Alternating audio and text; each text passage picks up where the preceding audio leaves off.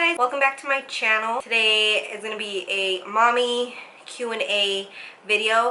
That's the most kind of conversations that I have all over social media is about mom stuff. I really like just sharing my experiences. I don't like giving unsolicited advice. I don't like just messaging people and being like, oh, this is what I did. But if you ask me, I will totally share. But I feel like it's very important when you are giving someone advice. It needs to be, this was my experience, this is what I did, this is what worked for me. So this is how I'm going to like answer a lot of these questions. I'm not going to say this is the right way, this is the wrong way. I'm just going to speak from my personal experience.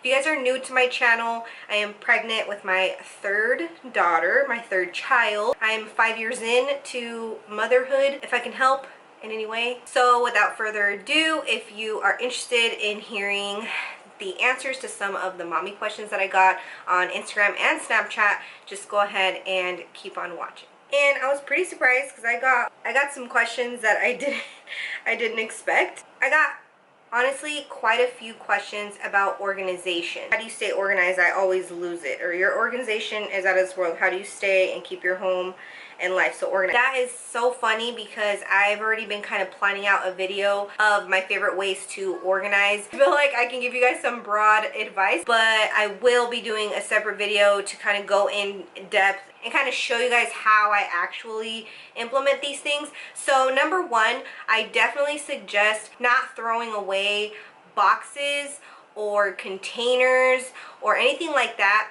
If you're not using them, try to use them in the refrigerator. I use Tupperware in the refrigerator to organize.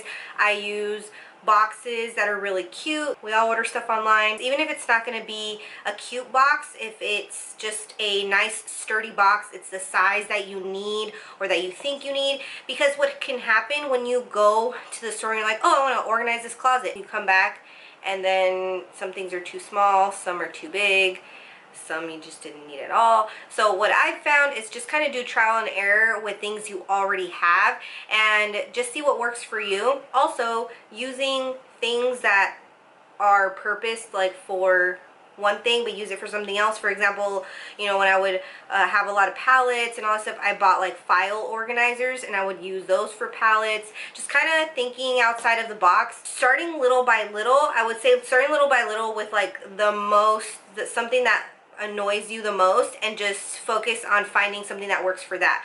Or you can also focus on like one room or one closet or one, you know, kind of space and, you know, work that space out. So yeah, definitely utilize what you have first before going out and buying all kinds of stuff. Number two is just make a home for things. Even if it's a basket and you just throw all your shit in there when guests come over, and then you can just take that basket and then go and put all the stuff away later or the next day whenever you have time. That will help you just kind of not feel so pressured every single day to clean, especially if you have a two-story house like I do. I have a basket that I bring up and down when I'm cleaning because I have things downstairs that belong upstairs, I have things upstairs that belong downstairs. And the third tip I would say is always put things back in the same spot.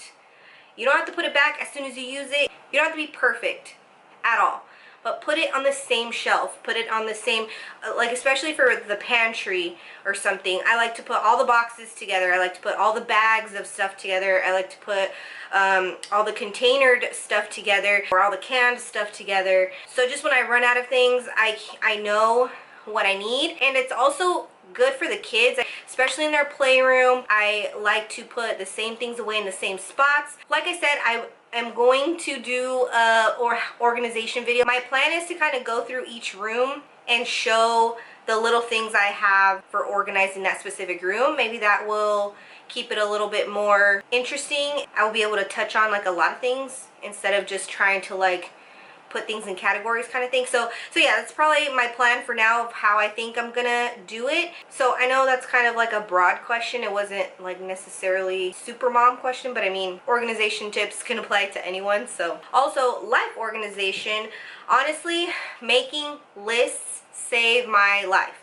Like, yes, I love my planner, yes, I love my board, but having a just a notebook or using a designated part in your planner and looking at it in the morning and or at night before you go to bed. It's just like a brain dump, I've heard it be called.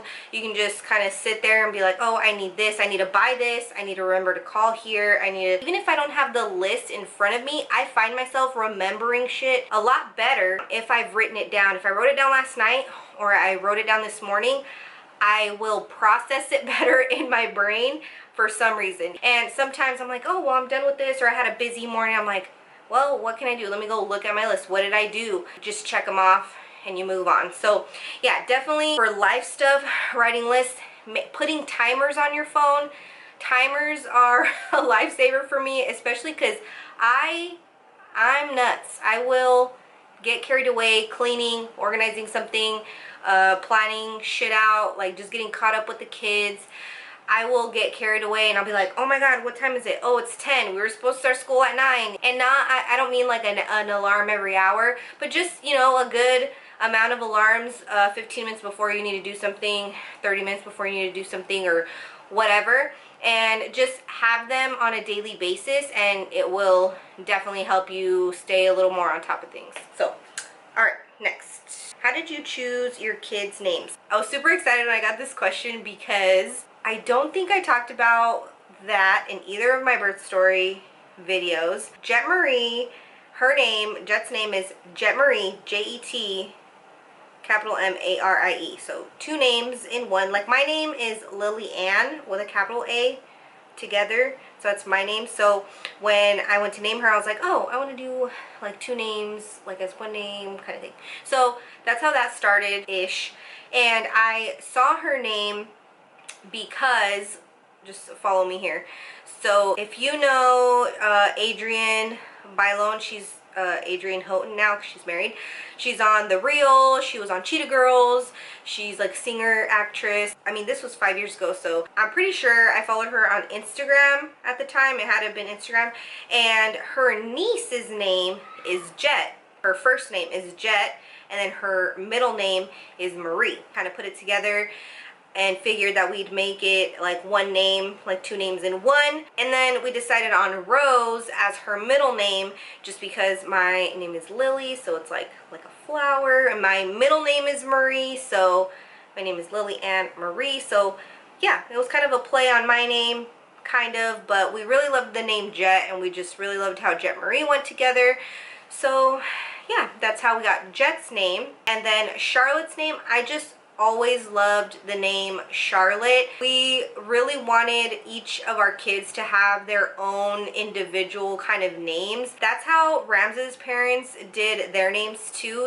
They have 3, it was 3 kids, and then my mom had 3 kids, and none of us have like themed names with our siblings. All of us have just our own individual names. So we knew we wanted to just come up with her own individual name. So since Jet is kind of like an edgier name, not so common name, we figured we would do something a little more traditional, but also more in a unique like way. I know there are plenty of Charlottes in the world, but just unique to us where we don't hear that name a lot. So that's where we decided to name her Charlotte. And then we also just loved the name Olivia. I love the name Liv, and it's so funny just because you love certain things about names, and you name your kids that, and you just end up not calling them what you actually name them. We hardly ever call Charlotte Charlotte. Everyone calls her Sissy.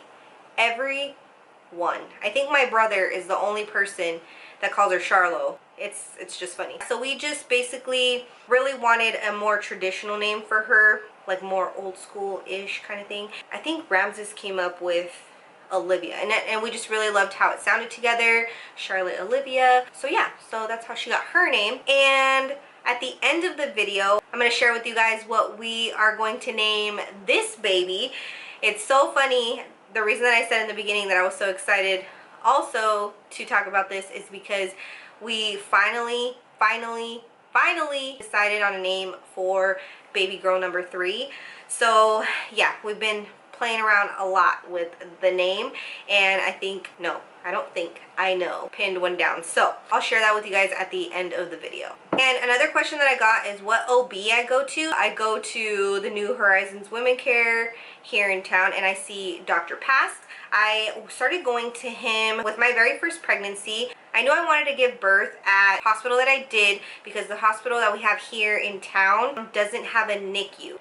So being a first-time mom, it was kind of one of those things like, well, if something happens and they have to send her to the NICU, it's going to be at this hospital 30 minutes from us, and I'm going to be like devastated if I have to stay here and they have to send my baby there. So I kind of just made my decision based off of that. And since I got pregnant 5 months later after Jet was born, Charlotte, I just kind of went back to the same. I had a good experience there. Dr. Pass is super sweet, super nice doctor. He's very involved. He listens to you. I do not have like one bad thing to say about him. So yeah, that's why I've just kind of kept going back. Another question I got was about naps and how my kids still nap. My youngest is going to be 4 in like 10 days, and my oldest is 5, and they both still take a daily nap. Yes, I know. I caught myself the other day. I'm like, man, they are 4 and 5 and they still nap.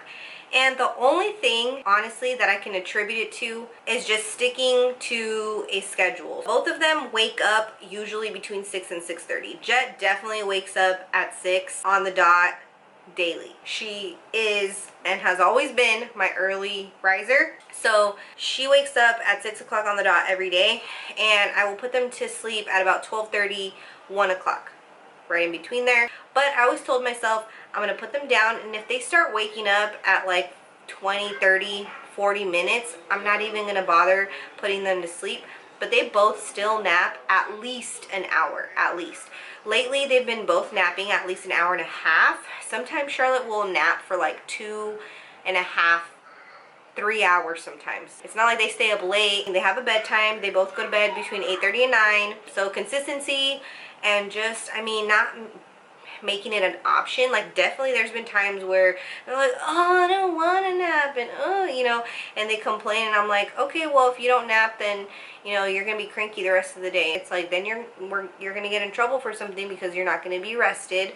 So I'll just kind of talk to them about it. They kind of enjoy their rest time most of the time. It is sometimes where they'll complain about it, but most of the time they're totally fine. So like I said, I'm gonna keep putting them down for naps as long as they're napping at least like an hour. I mean, who doesn't want an hour of quiet time? What mom doesn't want an hour of quiet time, at least? I know I do. Another question I got is, what kind of car do we have, and how are we going to utilize the car seat situation? So right now both of my kids are in Graco Forever car seats, and those are the ones that they've had. They're great. They're super easy to install, and they're heavy, but we don't have to like move them around anywhere. After we get the baby's car seat this weekend, I think we'll probably figure out the seating situation. We have a Dodge Durango, so it has 3 rows. So I'm thinking at least Jet might go to the back. We might just have one of the middle seats, the middle seat that goes down, just permanently down all the time, and then we'll have Jet in the back, and then we'll have Charlotte. We might have both of them in the back. I don't know if they'll both want to be in the back, but, and then we'll have Charlotte in the middle with the baby. I'm thinking it'll work out like that. Hey. What up? What's up? Like my shirt that doesn't fit me, but I'm just wearing it to film. Yeah. And then I also got some food questions. How do I get the kids to eat vegetables or smoothies and stuff like that? I even get those on a daily basis whenever I share things that I make them, but I struggle, okay? So Jet is my picky eater. So I kind of have some staples that I know she likes, and I just kind of incorporate it. I can make them a smoothie and pretty much put anything in it, and put like a banana and strawberries to make it sweet, or a mango to make it sweet. I can make them like drink it. So for me, I feel like if I can give them a smoothie every day, every other day, put some spinach in there, some celery, some whatever, to give them a little more veggies in the day, I will do that. And I make them some smoothies differently than I make ours, like our green juice. Rams's like beet juice one. Sometimes Sometimes I will just make one for myself, like one of the green juices, and I'll give them, you know, a little kids cup. They will drink it if I make them, but I just wish that I could just like give them whatever, or they would just eat everything we eat. I did tell Ramses that I want to be better about making them eat what we eat. At least half the time we're making them something else than what we're eating, just because the flavors and whatever we're eating, they don't really want it, or we're altering it in some sort of way. Lately we've been at least making them try a bite or two, and then we'll make them a sandwich or something kid friendly. So yeah, definitely try smoothies. Try having the fruit that they like the most prominent in the smoothie. That way they don't taste the other stuff. My biggest thing is just keep trying. There's times where I just give them what I know they're gonna eat, and that's totally fine, but definitely say, okay, well, you haven't eaten a vegetable today, I need you to eat a vegetable. What vegetable do you want to eat today? So then it's kind of more like, okay, mommy, like, you know, just being honest with them. It's like, it's good for your tummy, it's good for your muscles, you want to run fast, don't you? You want to do good in soccer. So it's just like a lot of, you know, you gotta get on their level, make it important to them. And then I got a couple of questions on both of things that we're not going to buy, things that are kind of hyped up for the baby specifically, or things that I regret buying for the kids when they were newborns, babies. So I'm gonna do a whole video on that. All the things we're definitely buying, literally all of just the essential things you need before the baby comes, because trust me, I know when you're pregnant, especially for the first time, you feel like once you have the baby, you're never gonna go to the store, you're never gonna have time to buy anything ever again, but you will. So if you forget something, if you don't buy something before the baby's born, you'll be able to find it at the store after the baby's born. I don't know what it is, I don't know why we feel that way. I definitely felt that way. Like, you're never gonna have time to go buy different bottles or a different pacifier, so that's why you have to buy like 5 different pacifiers and 5 different bottles before the baby gets here, because what if she doesn't like it, kind of thing. And like, you need the high chair, you need the bumbo, you need all the things that they're not gonna even fit into until they're like 4, 5, 6 months. I know, I understand, I get it. So it's just a lot of pressure at first because you don't know what you're doing. I mean, I still don't know what I'm doing a lot of the time, but I feel like the newborn thing, I'm okay, I'm comfortable, I'm not nervous, I'm actually really excited. I love the newborn stage, the baby stage. It's so precious to me. I'm just super excited to have another little baby. But I'm gonna leave you guys with this. I am gonna say this in the other video and probably go a little bit more in depth with it, but I am gonna say this. It depends on your lifestyle, just personal situation. I am definitely dealing with this pregnancy in the sense of things that I'm getting differently than I did with my first time and my second time. So I did talk about this in my last pregnancy update video of the nursery and why we're doing a nursery when I didn't think we were going to do a nursery, blah blah blah. Because with the first baby we bought a crib, and by the second baby I was like, why did we buy a crib? That was so stupid. We never used it with Jet. We didn't buy one, but we had Jets and we did end up using it more because I had 2 babies this time. So it's different. It depends on what your specific situation is.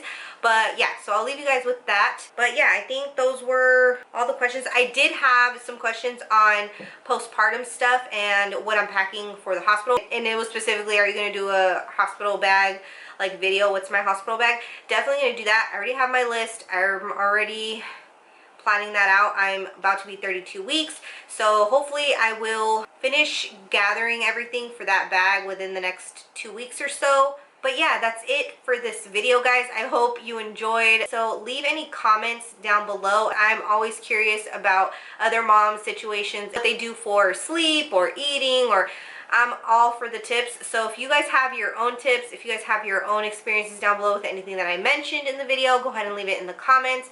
Leave any questions, and if I get enough questions, I'll probably do a part 2. Thank you guys so much for watching, and I will see you guys in my next video.